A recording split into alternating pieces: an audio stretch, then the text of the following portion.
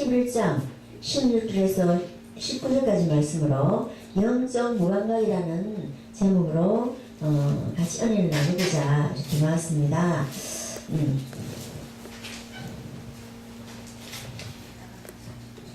본문 말씀에 보면 11장 16절 19절까지 말씀 보면요, 이 세대를 무엇으로 비유할까? 비유하건대 아이들이 장터에 앉아 제 동물을 불러 이르되 우리가 너희를 향하여 피리를 불어도 너희가 춤추지 않고 우리가 슬피 울어도 너희가 가슴을 치지 아니하겠다 함과 같도다. 요한이 와서 먹지도 않고 마시지도 아니하매 그들이 말하기를 귀신이 들렸다 하더니 인자는 와서 먹고 마시며 말하기를 보라 먹기를 탐하고 포도주를 즐기는 사람이여 세리와 죄인의 친구로다 하니 지혜는 그 행한 일로 인하여 옳다함을 얻느니라. 이렇게 본 말씀이 있습니다. 우리가 사는 이 현대사회는요 아주 무관심합니다. 막 서로 간에 무관심하고 무감각하고 그리고 무기억한 그런 세계 속에서 우리는 살아가고 있습니다. 이런 단어가 준 의미는 무엇입니까? 우리가 점점 컴퓨터가 3위 수단이 되고 또 핸드폰이 또 3위 수단이 될 정도로 컴퓨터 기계, 핸드폰 기계를 많이 사용하고 있는 요즘은 인간 사이의 훈훈한 정이 사실 많이 사라지고 있는 그런 가운데에서 우리는 살고 있습니다. 그러므로 타락한 세태에서 살던 우리들은 무관심과 무감각 그리고 무기력과 같은 그런 모습을 보이면서 살고 있는 그런 가운데 있습니다. 그리고 말세의 징조가 많이 나타나고 있는 그런 세대에 살고 있는 줄 믿습니다. 아멘. 즉 사람 사이에 무증해지고 말세의 징조 사람 사이에 무증해지고 사랑이 식어지고 돈을 사랑하고 부모에게 불순종하고 이런 이런 모든 가운데서 살고 있는데 이것이 말세의 징조인 줄 믿습니다. 그리고 점자를 잃은 맹인들은 손가락의 감각이 아주 매우 중요하다고 합니다. 근데 점자를 읽을 때 손가락의 감각이 무뎌진다든지 무감각해지면은 점자를 잘 읽을 수가 없게 된다고 합니다. 그런데 마찬가지로 우리가 영적인 감각이 무뎌지고 민감성이 둔해지면 하나님의 음성이 잘 들려지지 않고 본문 말씀처럼 피리 소리를 들어도 춤추지 않고 애곡하여도 가슴을 치지 않는 그런 무감각한 상태로 빠지게 된다고 합니다.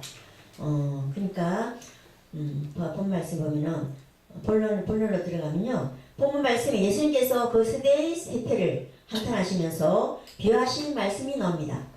주님이 당시 사람들에게 피리를 불어도 너희가 춤추지 않고 우리가 슬피 울어도 너희가 가슴을 치지 않는다고 하시면서 영적 어둠과 무감각에 빠져있는 사람들을 비유로 말씀하셨습니다. 그리고 여기서 비유로 말씀하신 또 아이들이 노래가 나옵니다. 아이들이 피리를 부는 노래가 나오는데 옛날 유대인들이나 헬라인이나 로마인들은 결혼식을 할 때 피리를 부르면 춤을 추며 기쁨을 표하는 그런 결혼식 모습이 있었다고 합니다. 그리고 여기 본문 말씀에서 아이들은 어른들이 결혼식 모습을 모방해서 한 아이가 피리를 불었는데 춤추라고 해도 춤도 추지 않고 가만히 서 있기만 하고 같이 놀지 않았습니다. 이번에는 장례식 놀이로 바꾸어서 애곡하여도 애곡에 맞추어서 가슴을 치지 않고 그냥 가만히 보고만 있었습니다. 이는 철저한 무시로 무관심과 불빛을 말하는 것입니다. 어느 한 가지라도 반응이 있어야 하는데 아무런 반응이 없습니다. 예수께서 이 세대의 성격을 규명하신 말씀인 줄 믿습니다.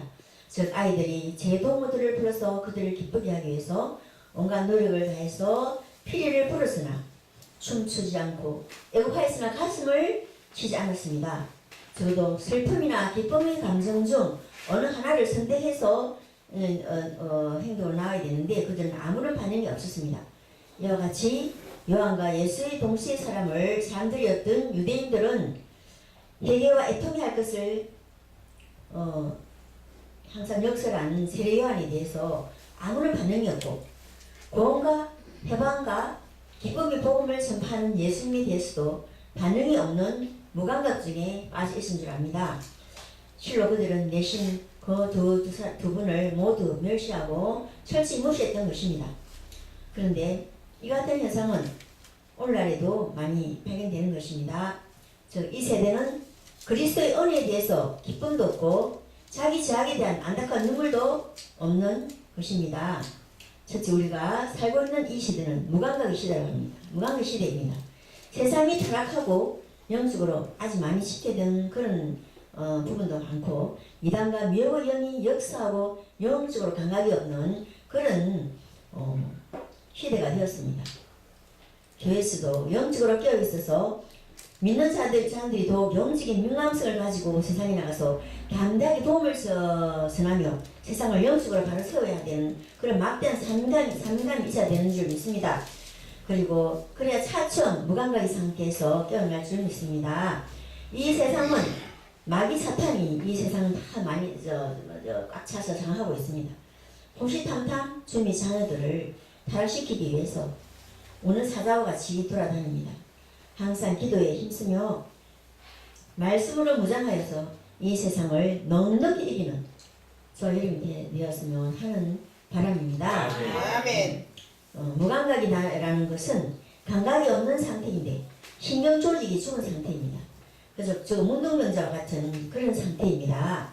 영적으로 문둥병자와 같은 상태가 되면 하나님의 말씀을 들어도 아무런 감각도 없고 도리어 뺏어가고 그 뜻과 사랑을 저버리면서도 아무런 가치를 느끼지 못하는 것입니다.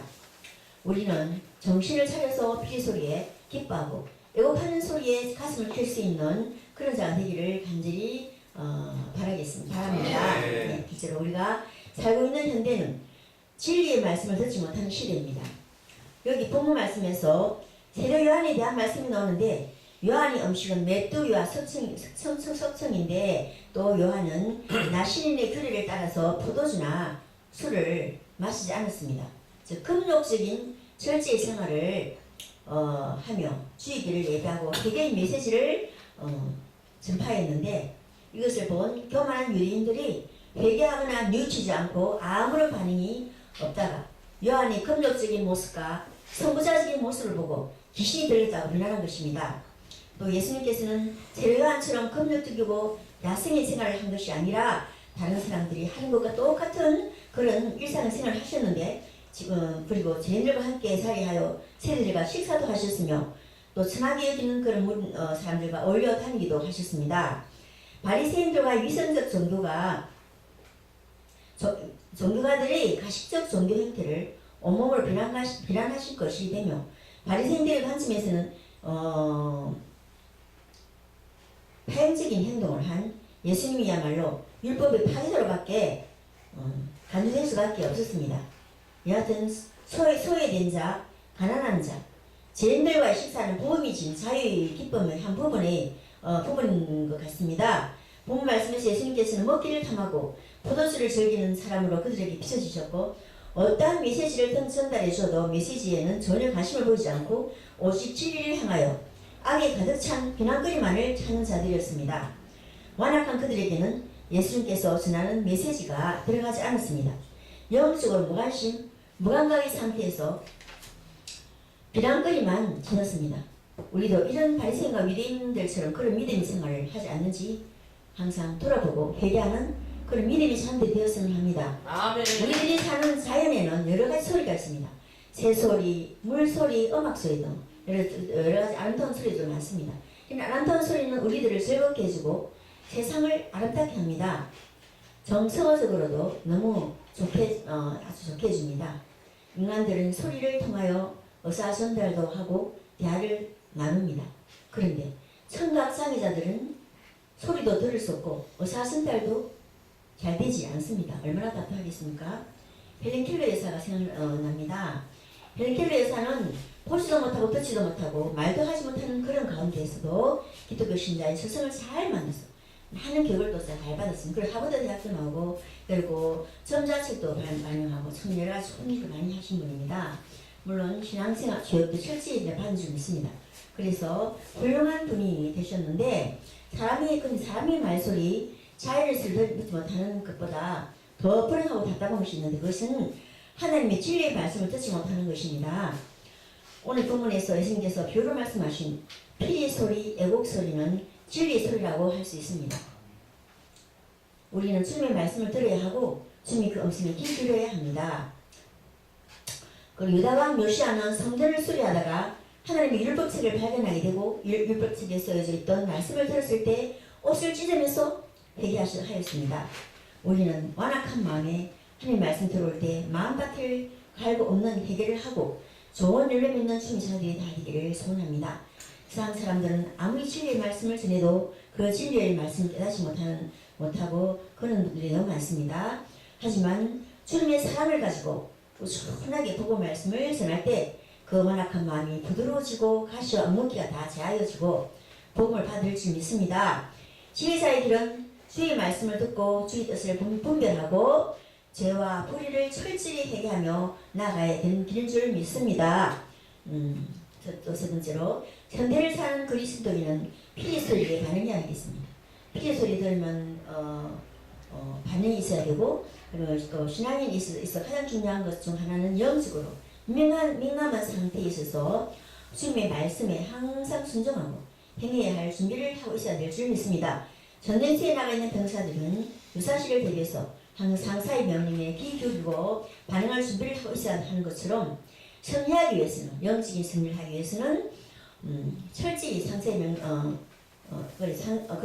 전쟁터에서 승리하기 위해서는 철저히 상사의 명령에 복종해야 합니다.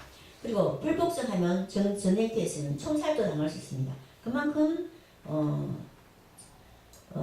죄가 될 수 있습니다.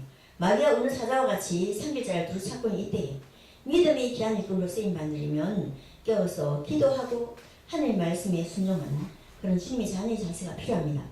예수님께서 이 땅에 오셨을 때 가난하고 병들고 궁핍한 자들이 자들이 말씀에 반응하고 민감했는데 인텔리스이라고 사반은 바리새인들이나 사두개인들은 사반에 빠져서 예수님의 말씀에 반응하지 않았습니다.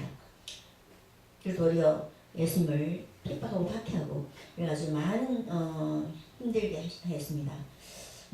오늘 본 말씀에 비유로 말씀하신 말씀처럼 그런 사람들에 대한 말씀인 줄 믿습니다. 아멘. 사랑하는 성도 여러분, 사랑하는 여러분, 우리들 세상 가운데 살면서 여러 가지 세속적인 것과 물질적인 것과 욕심으로 하나님의 말씀이 들리지 않는 영적 무감각에 빠지지 않습니까?